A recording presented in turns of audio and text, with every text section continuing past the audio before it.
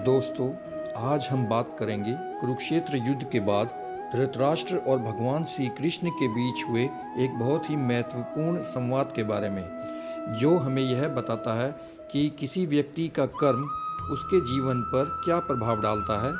यानी हम जानेंगे कर्म के रहस्य को। क्या आपने कभी सोचा है कि हमारे कर्मों का प्रभाव हमें कब और कैसे मिलता है?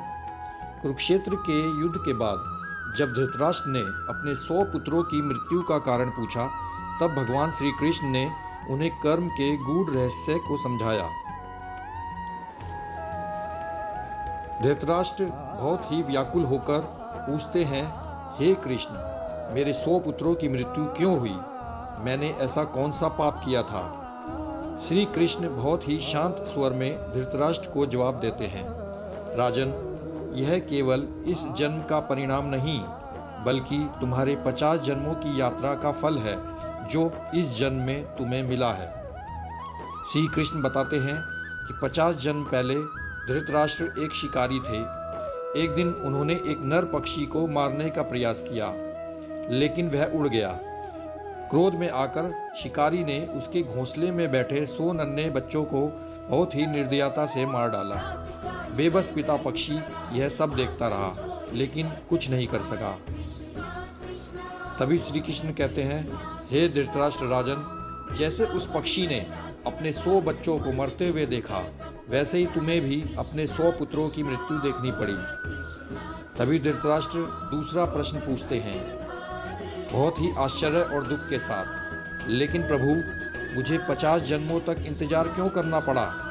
यह मेरे कर्म का फल तो मुझे अगले जन्म में भी मिल सकता था। श्री कृष्ण कहते हैं, हे राजन, 100 पुत्रों को जन्म देने के लिए अत्यधिक पुण्य की आवश्यकता होती है। पिछले 50 जन्मों में तुमने जितने भी पुण्य अर्जित किए, उन्हीं पुण्यों के फल स्वरूप तुम्हें इस जन्म में 100 पुत्र प्राप्त हो सके। लेकिन जैसे ही तुम्हारा पुण्य समाप्त हुआ, तुम्हें अपने पाप का फल भोगना पड़ा। श्री कृष्ण कहते हैं, कर्म की गति को समझना अत्यंत कठिन है।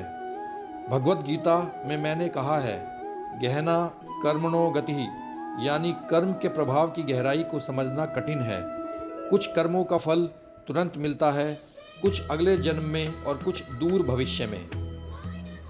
जैसे कि एक गौशाला में हजारों बछड़े हैं, लेकिन एक गाय अपने बच्चे को ढूंढ ही लेती है। वैसे ही हमारे कर्म हमें किसी भी जन्म में हमें ढूंढ ही लेते हैं और हमें अपने कर्मों का फल उसी के अनुसार किसी भी जन्म में हमें मिलता है। सड़क पर हजारों लोग चल रहे होते हैं, लेकिन दुर्घटना केवल एक के साथ होती है। कभी आपने सोचा है ऐसा क्यों? यह केवल एक संयोग नहीं, बल्कि कर्म का ही प्रभाव है। श्री कृष्ण कहते हैं, कर्म का न्याय धीमा हो सकता है, लेकिन अचूक होता है। इसलिए हमें सदा सत्कर्म करने चाहिए, क्योंकि अच्छे और बुरे कर्मों का हिसाब समय आने पर अवश्य चुकाना पड़ता है।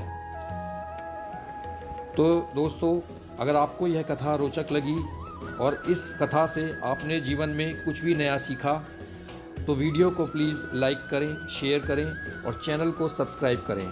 कमेंट में बताएं, क्या आपको कर्म के इस सिद्धांत पर विश्वास है? धन्यवाद।